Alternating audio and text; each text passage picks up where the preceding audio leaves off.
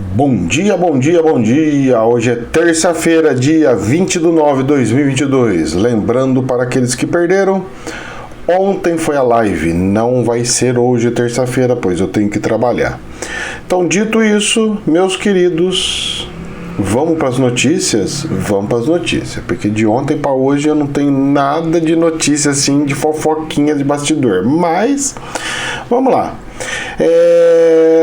O dólar ontem caiu 1,79% e foi para R$ 5,16. Aleluia!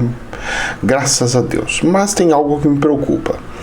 O câmbio Chaco, que eu costumo acompanhar, ele não acompanhou essa queda. Ele ficou paradinho esperando para ver se realmente vai cair mais ou se vai ficar parado. E eu fiquei só de bisóio.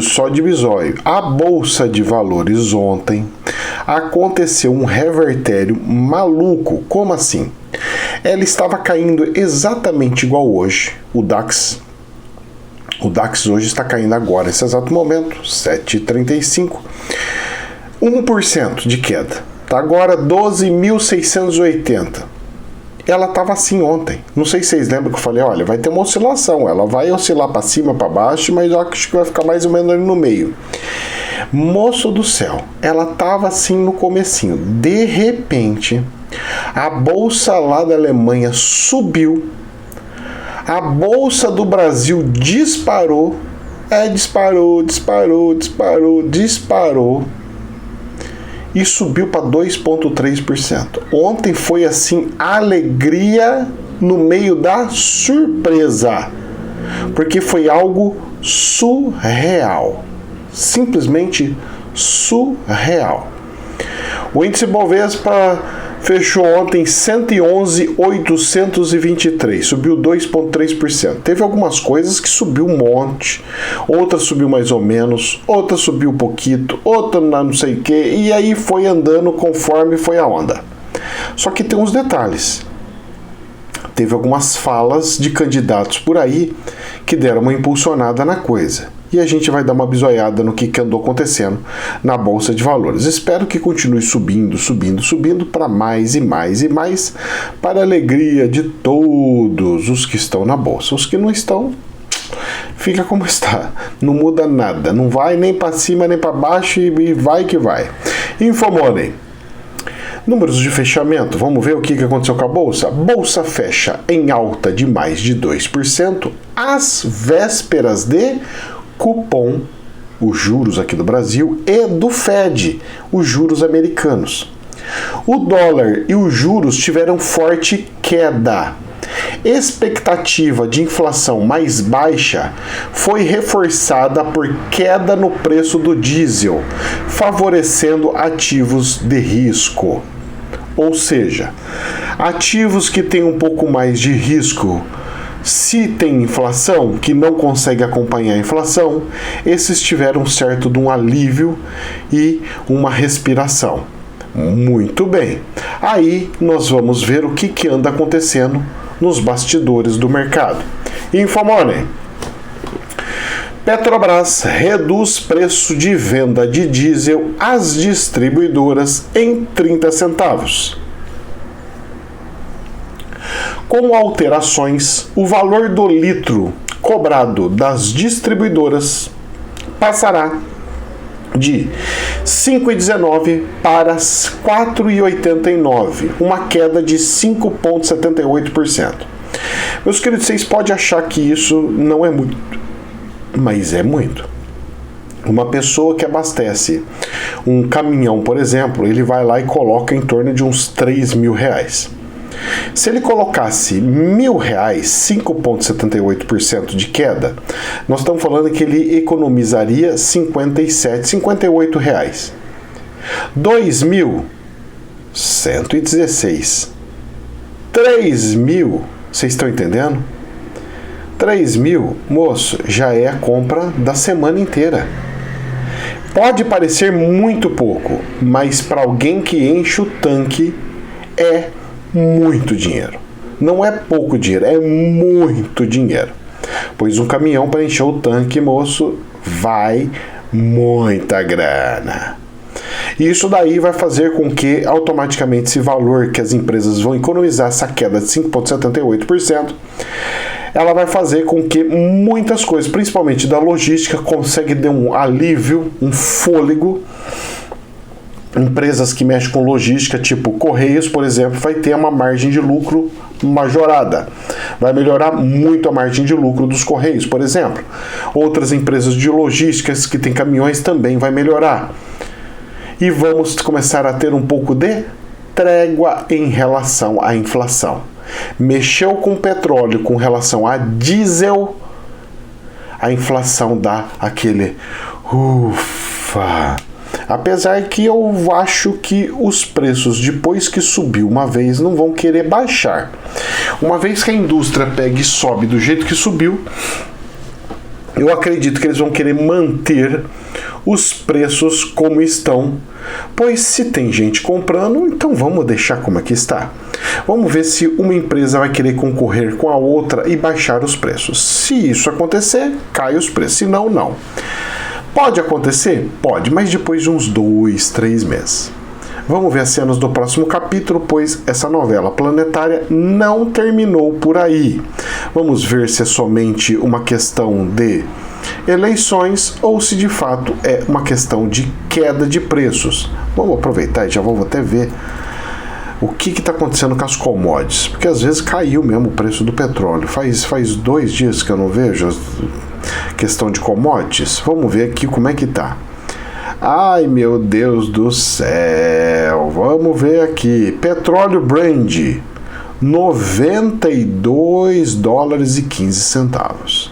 Caiu mais $1. Então realmente está caindo o valor do petróleo. Graças a Deus está dando uma diminuída nessa loucura, se assim pode se dizer.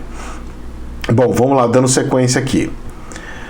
Infomoney, Cogna, empresas de educação, tá? Cogna, Ser Educacional, YDux, disparam após falas de Lula sobre FIES e mudança regulatória. O ex-presidente, atualmente em primeiro lugar nas pesquisas eleitoral, falou que FIES voltará com força caso ele vença a corrida eleitoral. Ou seja, Financia FIES é o financiamento de cursos superiores. Então, olha, vamos lá, financiar, vamos se endividar com cursos superiores, eu vou estimular isso daí. Para as empresas de educação, isso é a maior bênção que pode ter. Mas, como que pode o mercado já ficar tão feliz, sendo que não passou nem o primeiro turno das eleições? Será que eles estão sabendo de coisas que nós não estamos sabendo? Será que o presidente Lula já ganhou e nós não estamos sabendo? Pois é, o presidente Bolsonaro diz que é impossível ele ganhar, que é ele que vai levar no primeiro turno. Outros dizem outras coisas e a gente só fica acompanhando e observando situações. Vamos vendo as cenas do próximo capítulo. Infomoney. Agora eu vou até tomar um café. Agora eu quero que vocês me escutem, que eu tô alertando faz tempo e o pessoal tava dando risada na minha cara. Professor não sabe o que tá falando, né? Calma lá, olha só.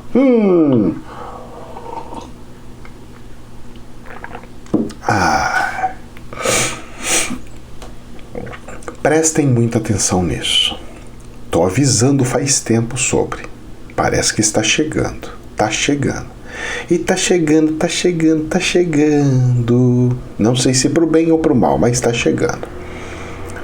Construtora Rossi entra com pedido de recuperação judicial. Segundo a companhia, o pedido representa uma etapa fundamental no processo de equacionamento econômico-financeiro do grupo. Um equacionamento econômico-financeiro do grupo? Pedido de recuperação judicial, meu querido. Eu vou falar uma coisa para você. Recuperação judicial é quando a empresa não consegue pagar os impostos, é quando a empresa não consegue pagar as contas. E aí ela entra, ou seja, é um prenúncio de uma falência ou de uma dificuldade sem precedentes. Porque quando você tem uma dificuldade muito grande, quando você não paga os impostos, você pode entrar com uma situação de recuperação judicial. E aí o seu credor, tipo o banco X, o banco Y, pode chegar e falar: daqui, vem cá, que eu que vou te administrar. Várias empresas acontece isso. Ela pode até nem quebrar, mas ela pode quebrar. Ela pode acontecer uma coisa. A questão é o seguinte: não interessa se vai quebrar ou deixar de quebrar. O que me interessa é o seguinte: é a energia que está aí. E é o que eu estava cantando a bola. Eu falei: olha, da China lá vai chegar no Brasil, já vai chegar aqui, o pessoal está baixando, vai levar tantos meses, vai acontecer. Quantos meses que eu falei lá atrás? Quantos meses deu para sair essa notícia? Pois é, mais uma que eu acerto no olho do mosquito. Não é da mosca não, porque a mosca ainda é grandinha. É do mosquito mesmo, do bichinho, pitiquinho. Mais uma. Prestem atenção nisso. Eu tô alertando todo mundo sobre a bolha imobiliária. A bolha imobiliária, o pessoal tá achando que eu tô brincando, que eu tô mentindo. Moço, a hora que estourar, é como o espiritual disse: quando acontecer, o seu dinheiro vai ser suficiente até para comprar umas 2, 3 casas. Vamos ver as cenas do próximo capítulo. Por isso que eu tô assim, eu queria alguma coisa, gostaria de um negócio, mas será? Como é que é? Vamos lá, vai, não vai? Como é que faz? Como é que não faz? Vai ou não vai? Vamos ver as cenas do próximo capítulo. As coisas vão de fato acontecer. Logo, logo. Questão de segundos, se assim pode se dizer. Ai. Vamos lá para as notícias, Estadão. Gente, é perigoso o negócio, hein? Europa tenta encontrar medidas para evitar tombo na indústria. Até certo ponto, a crise de energia enfrentada pela Europa é uma retaliação às sanções europeias que tinham como objetivo punir a Rússia pela invasão da Ucrânia.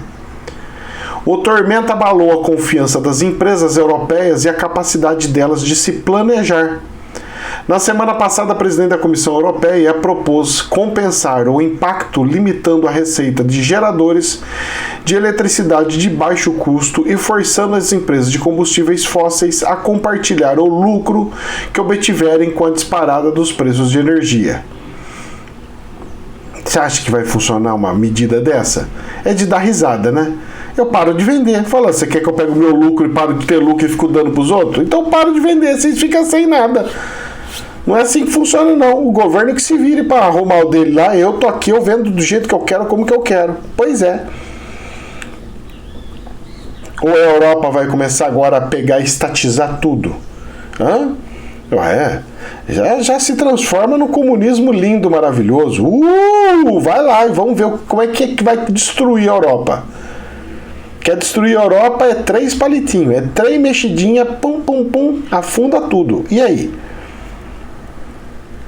Eu tava lendo até uma notícia, eu tentei achar ela aqui, saiu em um jornal, E aí eu tentei achar aqui, não achei, para poder trazer para vocês a nota. Mas eu li ontem que a Europa está se preparando para comprar álcool como nunca do Brasil.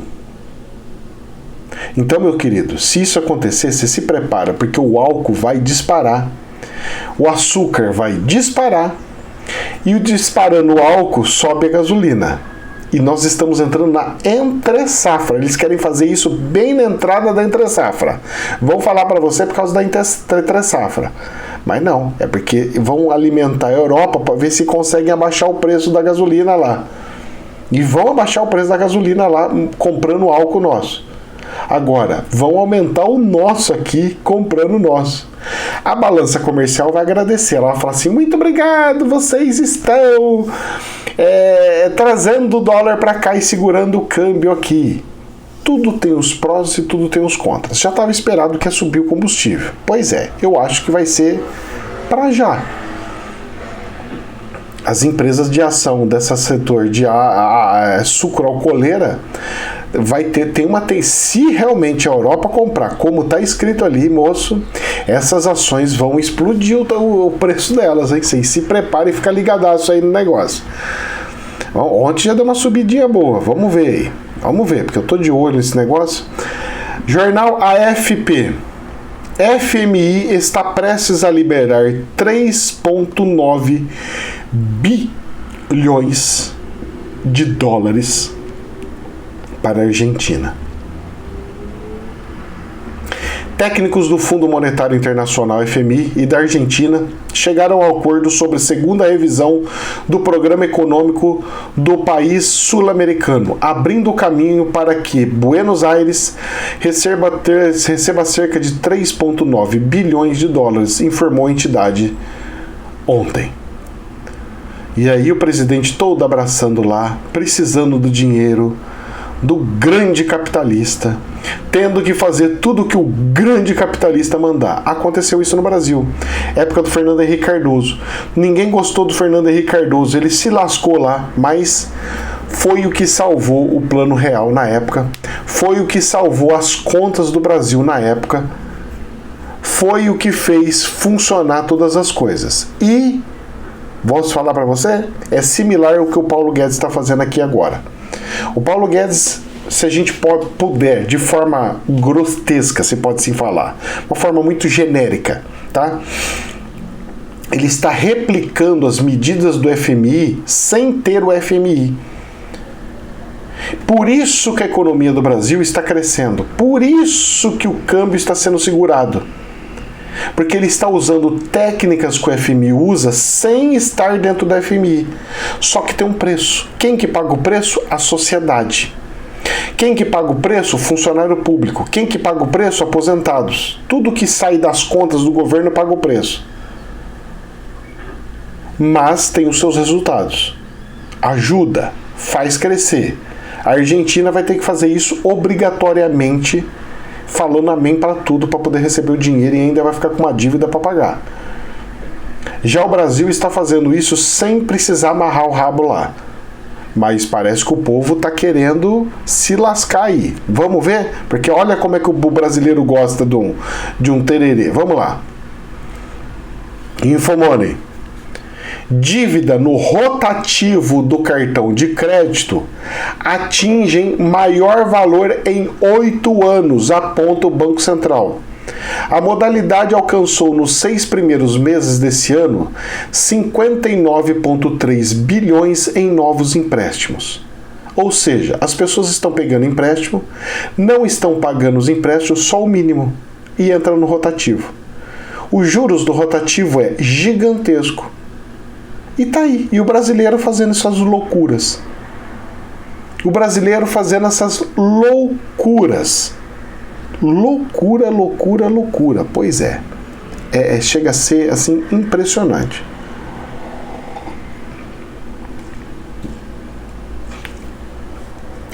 Chega a ser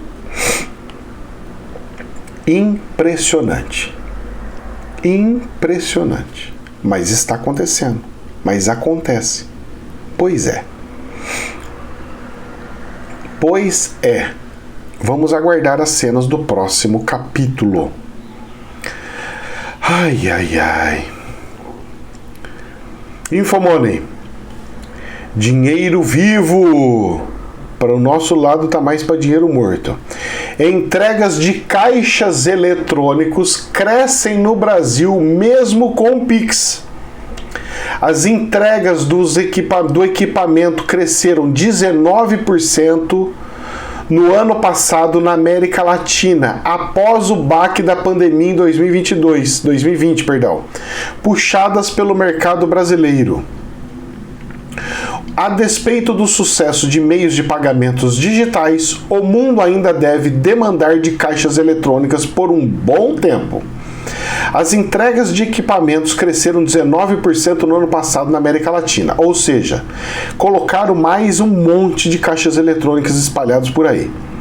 após o banco da pandemia do Coronguinha, puxadas pelo mercado brasileiro, onde o crescimento foi de 25%, mesmo em um ano de forte avanço do Pix. O que está acontecendo? Será que é por causa da pandemia? Eu posso falar para você o que é? Está se fechando agências bancárias, estão se colocando caixas eletrônicos.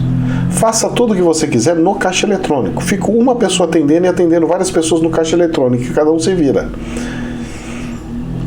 Fora as empresas tipo operadoras do TecBem, da operadora Banco 24 Horas, que também viu uma questão de mercado e entrou nessa vibe aí. Por que está acontecendo isso? Eu vou contar um outro segredinho para você.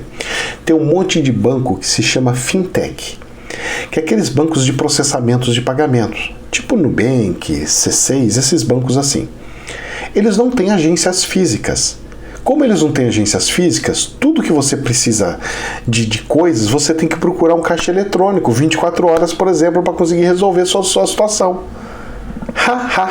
Pois é, isso também ajudou, entenderam?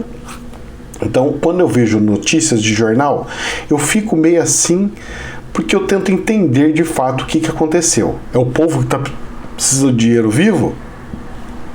Ou são os bancos físicos que não têm? Pois é, eu prefiro essa versão segunda.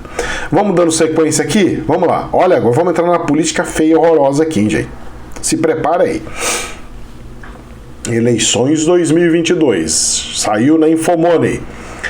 Henrique Meirelles, Marina Silva, Boulos, Haddad e outros ex-presidenciáveis oficializam apoio a Lula. O ex-presidente do Banco Central elogiou indicadores econômicos do governo Lula.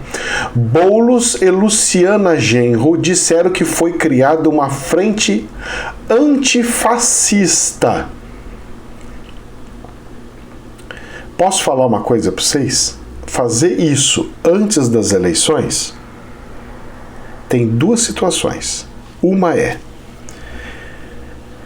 desespero para ganhar no primeiro turno, porque precisa ganhar no primeiro turno de todas as formas, senão pode se lascar. Esse é um ponto. Agora eu estou fazendo teorias, tá? São fazendo análise, não é verdade absoluta, só estou fazendo análise. Segundo ponto, eles já são amigos entre eles há muito tempo, somente estão institucionalizando a situação. É o segundo ponto. Terceiro ponto, são possibilidades, tá? Não significa que é de fato. Terceiro ponto, uma estratégia para mostrar que já tem força para governar e que o outro não vai conseguir governar, mas o Lula vai conseguir governar. Esse é um outro ponto. Professor, e o que você acha? Eu acho que isso foi uma estratégia de misturando duas situações. Qual seria, professor?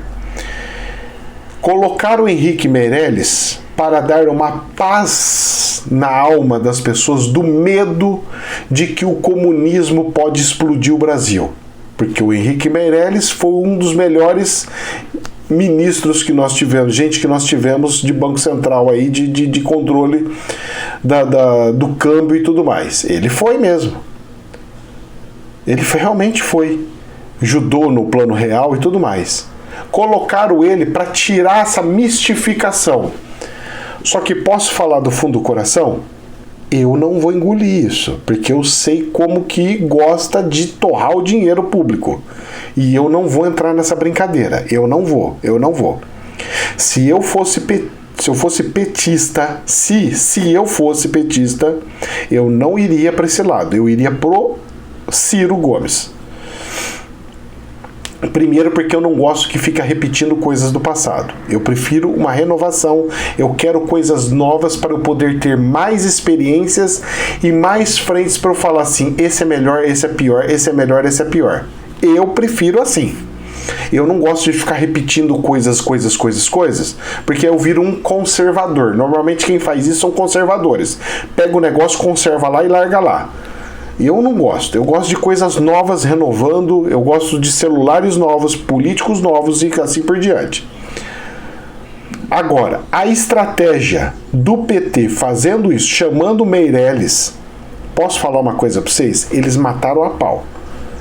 Mas assim, foram assim, muito bons. Credo, professor, está puxando o saco deles? Tô, porque os caras fizeram um negócio muito inteligente. Porque colocou o Henrique Meirelles, que simboliza, o símbolo dele é de uma economia equilibrada, do plano real, do equilíbrio da inflação. Colocar a Marina Silva, que é a representante, o símbolo, pode não ser, você pode não acreditar no que eu estou falando, o problema é teu, mas é. As pessoas, a energia que passa, aquela coisa que dá uma sensação, é isso.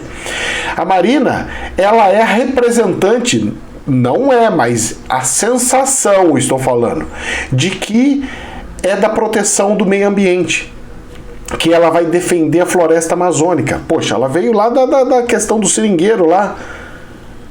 Eu lembro das campanhas dela lá atrás, que ela focava nessa parte do verde. Aí colocou o Boulos, aonde vai simbolizar que todo mundo vai ter onde morar, que não vai faltar casa para ninguém. Colocou o Haddad, que ele precisa ser o cara que vai desbancar o estado de São Paulo para ter a força total ali. Posso falar uma coisa para vocês? Os caras tão ninja. E você sabe o que eles estão fazendo? Agora, colando, estão pegando um carimbo e falando assim: o governo do Bolsonaro não é governo do Bolsonaro. O governo do Bolsonaro é o governo militar. Pum, estão colocando o carimbão. Esse é o que estão falando para todo mundo agora. Que o governo do Bolsonaro não é o governo mais do Bolsonaro. O governo do Bolsonaro agora é o governo militar. Tanto é que eu escutei o vice-presidente, o Gerardinho, eu escutei na televisão ontem, ele pegando e falando que tem que se unir, que eles têm que se unir para ir contra os militares novamente, como foi no passado. Vocês estão entendendo a coisa ou não? Pois é. Eles já estão criando uma frente, alguma coisa, uma energia ali, por quê?